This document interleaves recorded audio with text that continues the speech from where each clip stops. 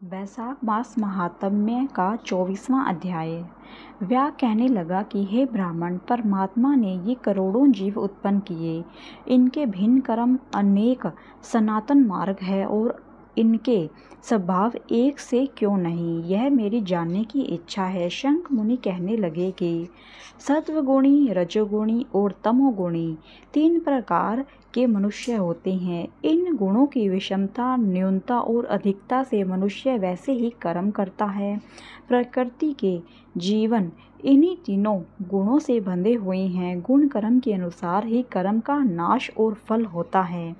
तमोगुणी पुरुष सदैव निष्ठुर, निर्दयी और सबसे द्वेष रखने के कारण सदा दुखी रहते हैं। राक्षसों से लेकर पिशाचों तक सब तामसी गति को प्राप्त होते हैं।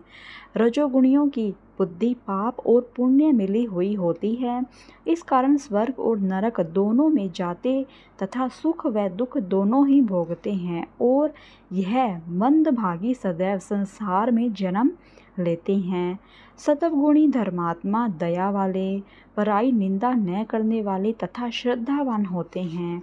यह सत्वगुणी व्रति वाले महातेजस्वी पाप रहित ऊपर के लोकों को जाते हैं। यह अपने गुण और कर्मों के अनुसार कर्म करते हुए भगवान के समीप पहुंच जाते हैं। 25वां अध्याय। तब व्यास कहने लगा कि हे मुने, पूर्ण भोग वाले मनुष्यों की मुक्ति कब होती है? सृष्टि काल में या अंत काल अथवा स्थिति काल में? सृष्टि की स्थिति तथा संहार काल की मर्यादा कितनी है? शंख बोले, 4 सहस्त्र युगों का ब्रह्मा का एक दिन और इतनी ही रात्रि होती है। इस तरह मिलाकर ब्रह्मा का एक अहोरात्र होता है। 15 अहोरात्र एक पक्ष और 2 पक्षों का एक मास होता है।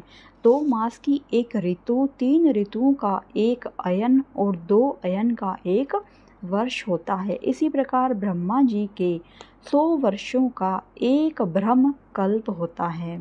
इसी को वेद के जानने वाले प्रलय का यम कहते हैं। प्रलय 3 प्रकार की होती है। एक मानव प्रलय, जिसमें मनुष्यों का अंत होता है। दूसरी दैनंदिन प्रलय, ब्रह्मा जी के मुहूर्त में एक मनु की प्रलय होती है। इसी प्रकार जब 14 मनु हो जाते हैं तब एक दैनंदिन प्रलय होती है। मनवंतर प्रलय में पृथ्वी, आकाश और पाताल तीनों लोकों का प्रलय हो जाता है, परंतु इस मनवंतर प्रलय में चैतन्य जीवों का ही नाश होता है, किंतु लोकों के स्वरूप का नाश नहीं होता।